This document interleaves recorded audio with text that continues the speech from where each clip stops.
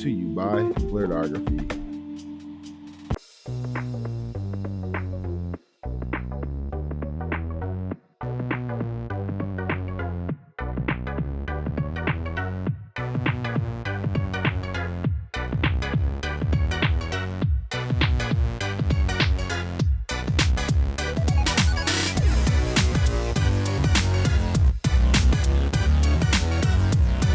Hi, John with Hello. the Awesome Cast. Thank you so much for taking the time. Oh, absolutely.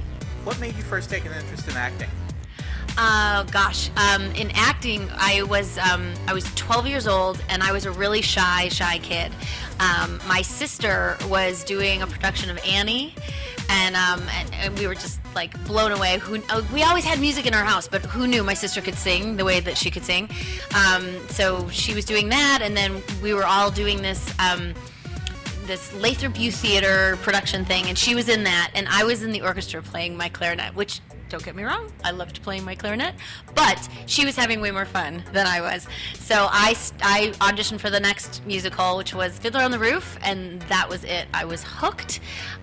So I did plays and musicals and all things all through high school, and then I went to the University of Michigan for musical theater and psychology, and then I didn't want to do either one of those things, and I didn't know where I was going, but I was determined I was going to finish, and I always just did voices. And so somebody came up to me after class one day and said, you should do voiceover, and I went, it just didn't occur to me that was somebody's job. I always watched cartoons, I always did them around the house, and 25 years later, here I am doing voiceover. Hey Colleen, how you doing? Hi. Near... I like your Robotnik. Thank you. Yeah, I was going to say I'm obviously a big fan. I like it. So, I was wondering, since you were really the only voice actor who came back to do the Sonic live-action movies. Yeah. What was it like working with you have these A-list Hollywood guys like Idris Elba and Jim Carrey around you? Is that did you work with them ever on set or anything? I did not get to work with them. They did all of the live-action stuff first. Mm-hmm. And I didn't know Idris was going to be Knuckles until everybody found out. When he was announced, that's when I found out. I did get to work with Ben Schwartz, though, and that was amazing. We were not in the same room. It was still very COVID-y.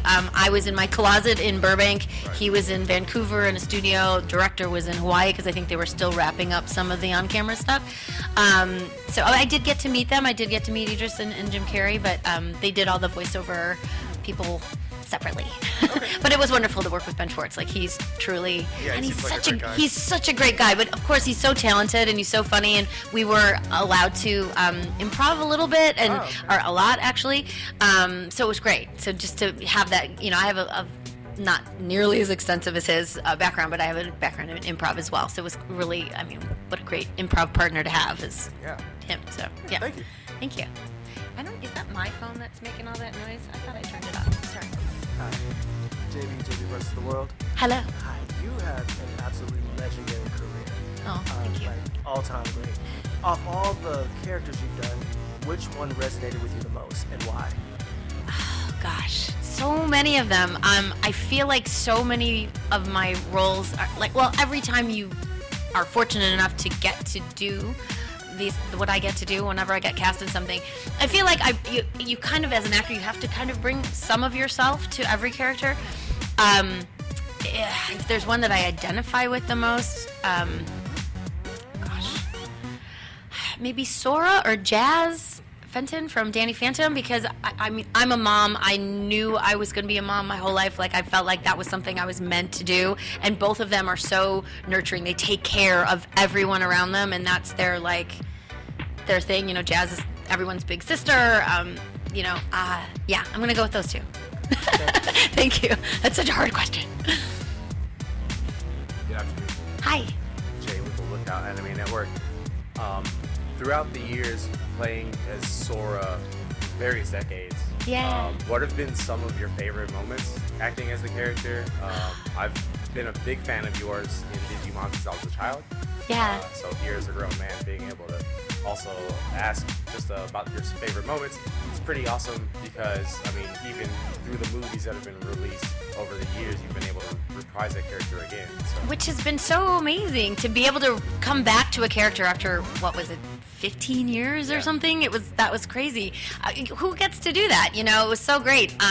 What was really unique about Digimon for me, Digimon was my very first anime, and I had no idea what I was doing when, you know, I was like, beeps, and like there's so much technical stuff with anime and dubbing. I had no idea what I was doing, so the on-the-job training was I was so like exhausted after those sessions because my brain was just like working constantly. So what was so beautiful about that, to get to come back to that character, is she's grown up, but so have I as an actor. Like I have now this library of anime that I've worked on, and so I'm obviously certainly way more comfortable working on it, and so she's grown up and I've grown up. It's sort of like we grew up together. So yeah, one of the things that stands out the most for me was in Try, when spoilers, sorry, if you haven't seen it yet, Biyomon, you know, when she sort of rejects her, that was soul crushing for Sora, and so it was really emotional. So to have that wonderful arc of, and wasn't wonderful for Sora, but for as an actor to have that, you know, to go through that with her was the emotion and everything was intense. That's amazing. Yeah, Thank you for yeah. playing that legacy character for so long, and my hope you're honor. able to reprise Sora's role again sometime. I hope so too. Thank you. Please, Toei, please. Thank you.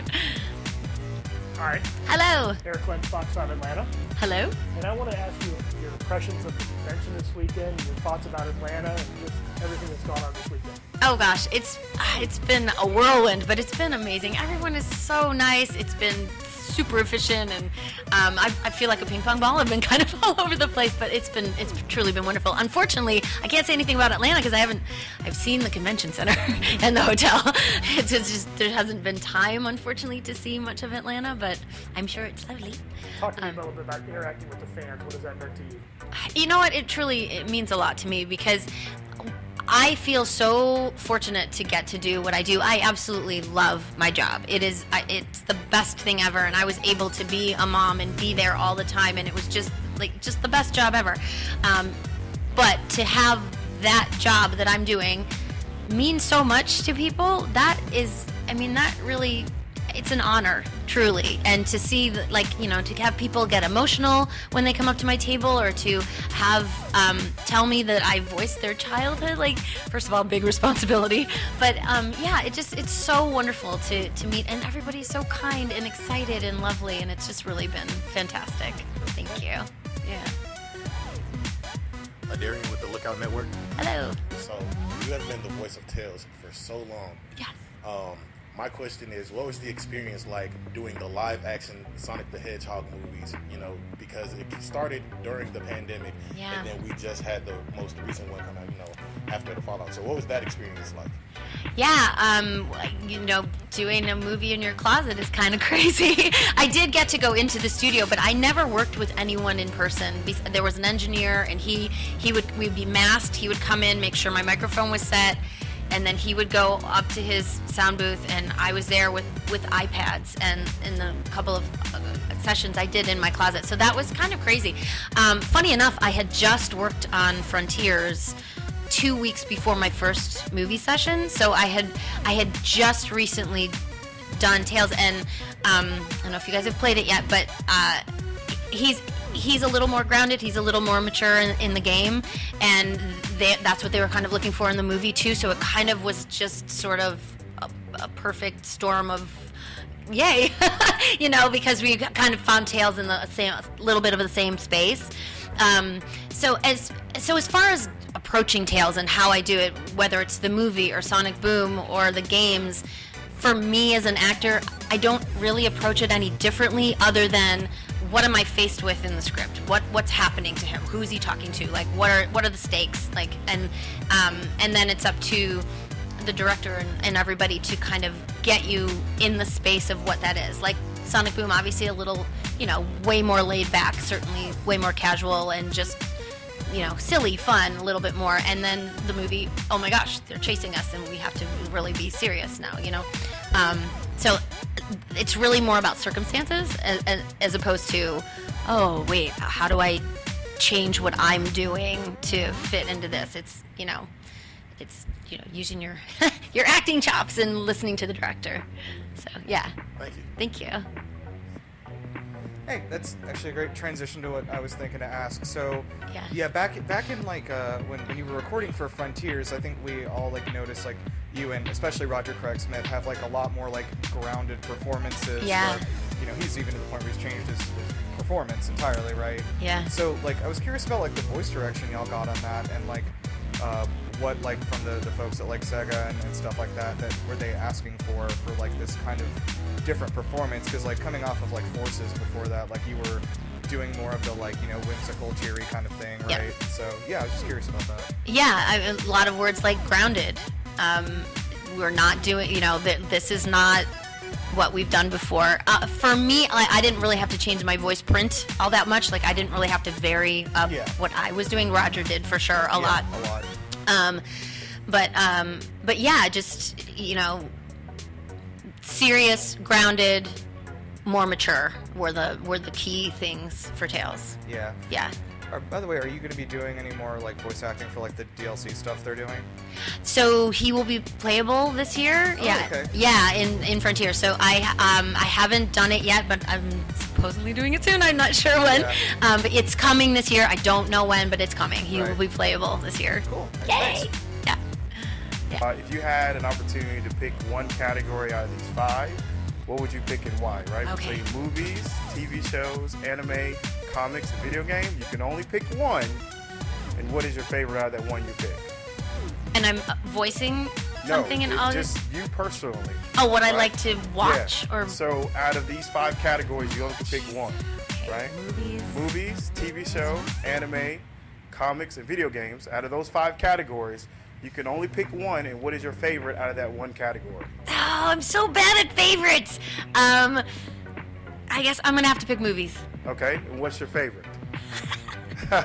See, I love the expression I give when I do that. That's impossible. Well, okay, so if I'm just like, we have a rule in our house, we don't watch anything without the others. So, but unless we've seen it before. So, if I'm like on the plane and I've got to pick something, I'm probably picking something from the Marvel universe. And what's your favorite movie out of the Marvel universe? Come one. on! You gotta pick one. Ay, ay, You ay! gotta pick one. Like that's that go-to movie, right? But that's not a movie. That's a TV show. Well, no. You're right. The Doctor Strangey one. But that wouldn't be my favorite. No, you only pick one. No. Oh my God, I can't do it. Iron Man 3. There, I said it, but I don't know if that's true. Thank you. You're welcome. I'm sorry. JB, I liked it, but it wasn't my favorite.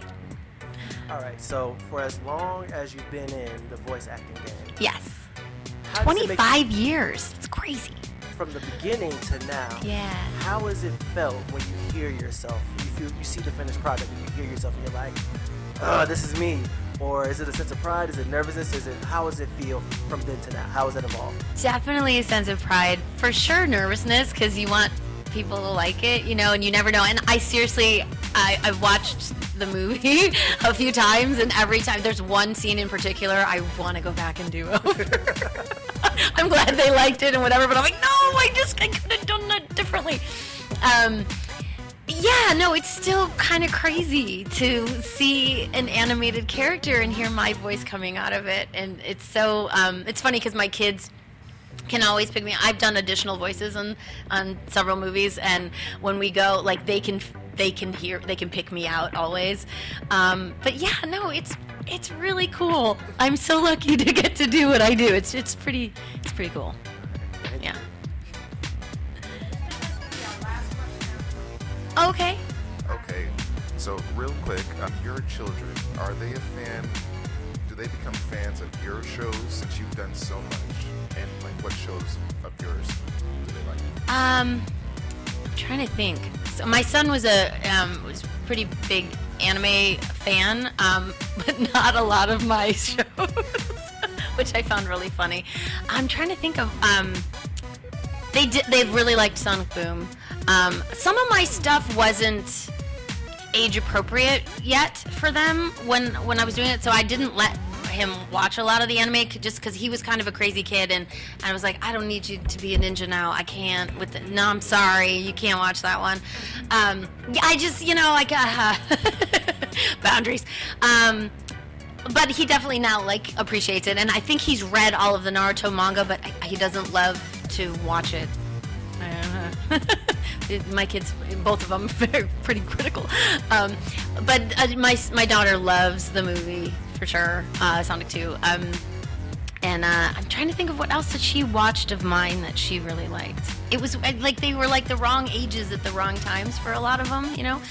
But they love that I do what I do. Like they're really sweet about it. Like, just recently, my daughter was with some friends and they were looking at Instagram, and her friends were like, "How come your mom has a check mark?"